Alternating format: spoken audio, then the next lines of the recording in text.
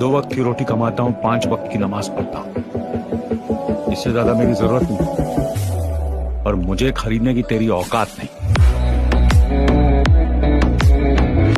যেদিন বেশি গরম লাগে সেদিন আমরা আমাদের জবান দিয়ে উল্টাপাল্টা নানান ধরনের কথা বলতে থাকি, কিন্তু একবার ভাবুন তো, আমাদের যে আমল তাতে তো আল্লাহ তাআলা আমাদের উপর আগুন বর্ষানোর কথা, কিন্তু আমাদের রব এতটাই দয়াময় যে তিনি আমাদের সাথে এমনটা করেন না।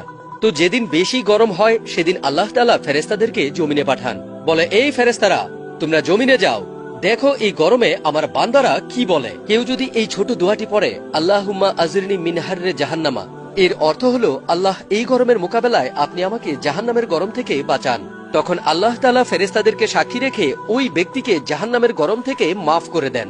সুবহানাল্লাহ।